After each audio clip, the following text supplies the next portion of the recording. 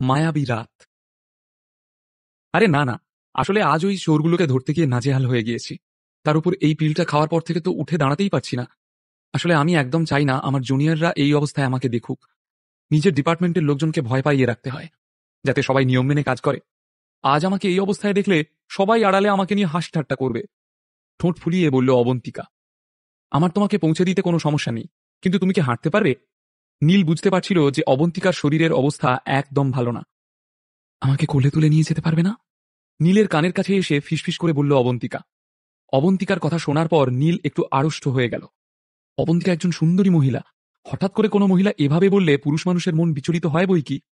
কিন্তু তবুও নিজেকে সামলে নিয়ে নীল বলল, ঠিক আছে, আমি চেষ্টা করছি। অবন্তিকা ওর জুনিয়র্সদের অন্যান্য কাজে লাগিয়ে দিয়েছিল, যাতে কেউ ওদের লক্ষ্য না করে। তারপরই নীল ওকে কোলে তুলে পুলিশের গাড়ির দিকে এগিয়ে যেতে লাগলো। কিন্তু যেখানে বাঘের ভয় সেখানেই সন্ধে হয়। কাজে ব্যস্ত রেখেও পুলিশ কর্মীদের নজর এড়াতে পারল না অবন্তিকা। এ কি ম্যাডাম, এটা কার কোলে উঠে যাচ্ছেন? একজন, তারপর দুজন, এমন করতে করতে পুরো ব্যাকআপ টিমের চোখ পড়ল নীল এবং অবন্তিকার ওপর। অন্যদিকে অবন্তিকাকে গাড়িতে তুলে সোজা হাসপাতালে নিয়ে গেল নীল। ওখানে ডাক্তাররা ওর চিকিৎসা করল।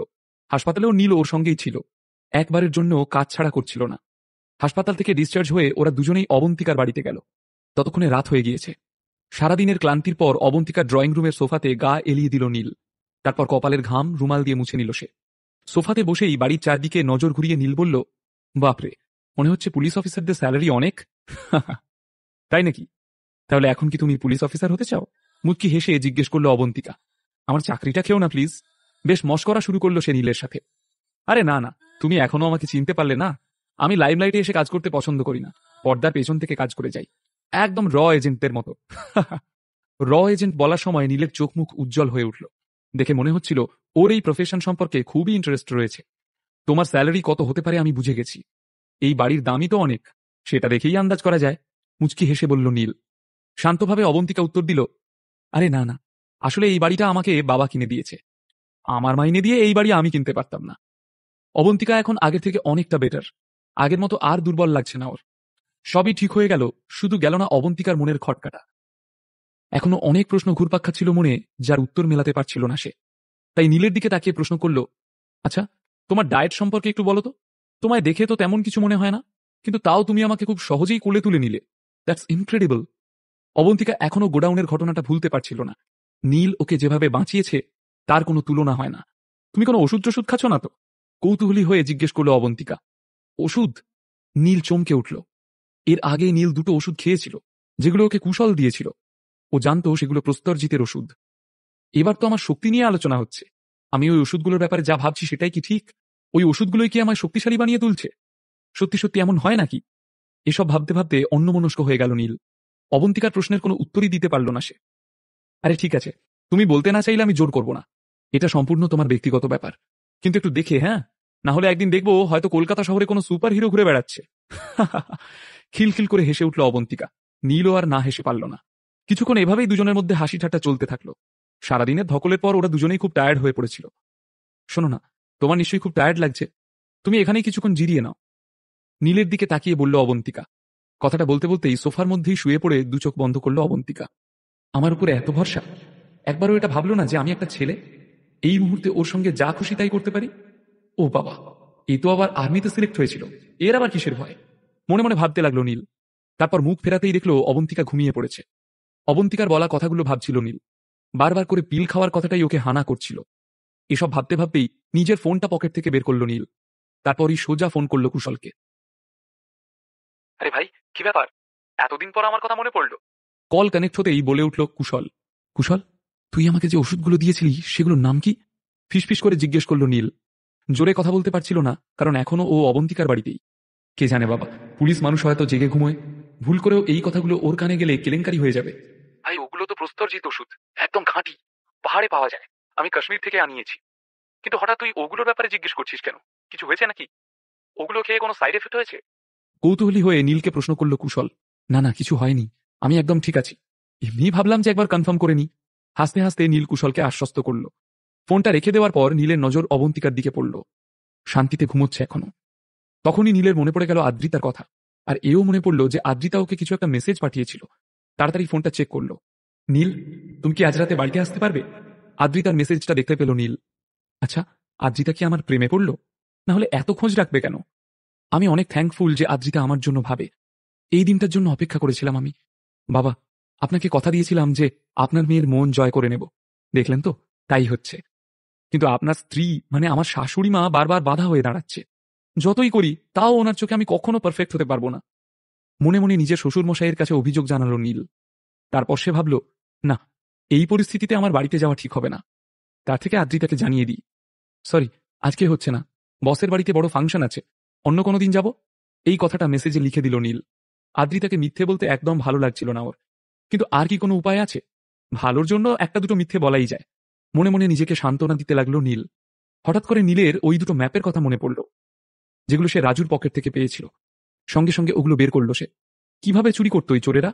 ম্যাপ দেখে কোনোভাবে কি বোঝা যাবে? এসব ভাবতে ভাবতে ম্যাপের উপর চোখ বোলালো নীল। আরে বাস, প্ল্যানিং তো একেই বলে। নীল দেখল ম্যাপগুলোতে একেবারে বিস্তারিত সমস্ত প্ল্যানিং করা ছিল। কোথায় খোঁড়া হয়ে গেছে, কোথায় এখনো খোঁড়া বাকি, কোন জায়গা থেকে কি পাওয়া গেছে, কোন জায়গায় খুললে কি পাওয়া যাবে, সবটা লেখা রয়েছে ম্যাপে। সকালবেলা ঘুম ভাঙল অবন্তিকার। চোখ মেলতেই দেখতে পেল নীল তার পাশের সোফাতেই শুয়ে রয়েছে।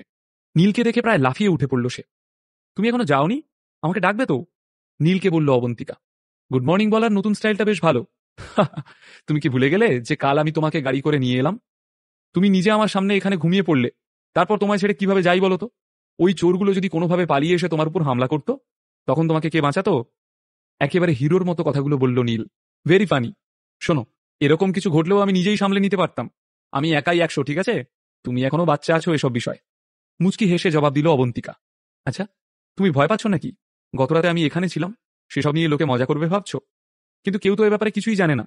সচিল, বেশ ফিল্মি স্টাইলে বলে উঠল নীল। নীলকে দেখে বোঝাই যাচ্ছিল না যে ও সারা রাত ঘুমায়নি। ওর চোখ মুখ দেখে খুবই ফ্রেশ লাগছিল। সারা রাত না ঘুমিয়েও ওর মধ্যে এনার্জি ছিল ভরপুর। উফ, খালি বাজে কথা। কাল ওই অ্যান্টিডোটটা খেয়ে এখন ভালো আছি। তাছাড়া অনেকটা সময়ও পার হয়ে গিয়েছে, এখন আমি একদম ঠিক আছি। বেশ সতেজ হয়ে অবন্তিকা কথাগুলো বলল।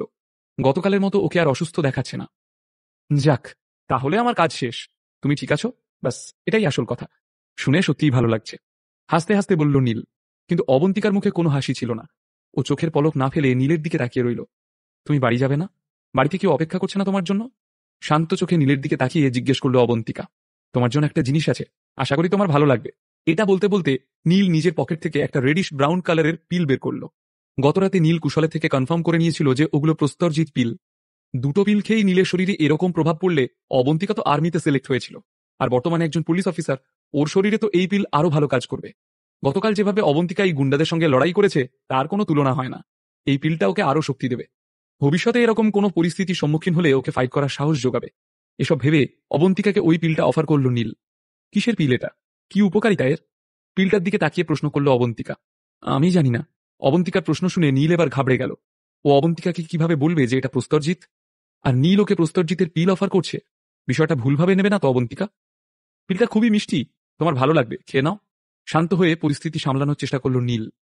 তুমি জানোই না এই পিলটার কাজ কি? তাহলে তুমি কিভাবে জানলে এটা আমার শরীরের পক্ষে ভালো হবে? অবাক হয়ে প্রশ্ন করল অবন্তিকা। তুমি খাবে কিনা এটা বলো, আমার সময় নষ্ট করো না। এই বলে পিলটা নিজের পকেটে ঢোকাতে যাচ্ছিল নীল। সেই সময় ছোঁ মেরে নীলের হাত থেকে পিলটা ছিনিয়ে নিল অবন্তিকা আর বলল, তুমি কি এই ওষুধটাই খাও নাকি? তুমি না খেলে আমাকে ফেরত দিয়ে দাও প্লিজ। নীল একথা বলতেই পিলটা নিজের মুখে ঢুকিয়ে নিল অবন্তিকা। মুখের ভিতরে গিয়ে পিলটা সঙ্গে সঙ্গে গলে গেল। নীল অপেক্ষা করে রইল যদি কোনো সমস্যা হয়। তোমার কি কিছু অদ্ভুত লাগছে? অন্যরকম কিছু ফিল করছো? অবন্তিকাকে প্রশ্ন করল নীল। কেমন আবার ফিল করব? তোমার ওষুধটা কি এক্সপায়ার করে গিয়েছিল? মুখ বেঁকিয়ে জিজ্ঞেস করল অবন্তিকা। আমাকে ওষুধটা অন্য একজন দিয়েছিল, তাই আমিও এ বিষয়ে ঠিক জানি না। নিজের মাথা নিচে নামিয়ে বলল নীল। পিলটা যেমনই হোক, কাজ কিন্তু একঘর করে। এখনই হয়তো অবন্তিকা কিছু বুঝতে পারবে না, কিন্তু যখন বুঝতে পারবে ওর খুবই ভালো লাগবে। ও ভাবতেই পারবে না ওই রকম একটা পিল এরকম জাদু করে দিতে পারে। এসব ভাবতে ভাবতে নীল ওর ফোনের রিংটোন শুনতে পেল। সঙ্গে সঙ্গে ফোনটা রিসিভ করল নীল। হ্যাঁ আদ্রিতা, বলো। কোথায় তুমি? কাল রাতেও বাড়ি ফিরলে না। যত তাড়াতাড়ি সম্ভব সেন ম্যানশনে চলে এসো, মামা এসেছে। আদ্রিতার কথা শুনে নীলের মনে হলো কিছু একটা হয়েছে। নইলে এত তাড়াতাড়ি ডাকার কারণ কি? গুরুত্বপূর্ণ কোনো বিষয় না থাকলে আদ্রিতা এত তাড়া দেয় না। ঠিক আছে, আমি কিছুক্ষণের মধ্যেই ম্যানশনে ঢুকছি। একথা বলে নীল ফোনটা রেখে দিল। অবন্তিকার কাছ থেকে বিদায় নিয়ে বেরিয়ে ও প্রথমে মিত্র অ্যান্টিক এম্পোরিয়ামে গেল। ওখান থেকে নিজের গাড়িটা নিয়ে সোজা সেন ম্যানশনের উদ্দেশ্যে রওনা হলো। আদ্রিতা কেন ওকে এত তাড়াতাড়ি ডাকলো? পার্ক সার্কাসের রাস্তা দিয়ে গাড়ি চালাতে চালাতে সেই কথাই ভাবছিল নীল। আদ্রিতা ফোনে ওর মামার কথা বলছিল। ওর মামা মানে প্রফুল্ল পাল। ও বাবা, উনি তো আবার কানাডাবাসী। শুনেছি ওখানে অনেক বড় বিজনেস আছে ওনার। কানাডা থেকে হঠাৎ ভারতে এলেন কেন? ব্যাপারটা দেখতে হচ্ছে তো। সন্দেহের গন্ধ পাচ্ছিল নীল। প্রফুল্ল পাল ভারতে কেন এলেন? ওনার আশাটা ভালো চোখে কেন দেখছিল না নীল? কোনো পুরনো স্মৃতি রয়েছে কি ওর? এতদিন পর তো ওরা সবে প্রেমে পড়তে শুরু করেছে। এখনই কি একে অপরের থেকে আবার দূরে চলে যাবে নীল আর আদ্রিতা? হ্যালো ইভওয়ান, আসসালামু আলাইকুম। পরবর্তী পর্ব দেখতে হলে অবশ্যই আমাদের চ্যানেলটিকে সাবস্ক্রাইব করে রাখুন।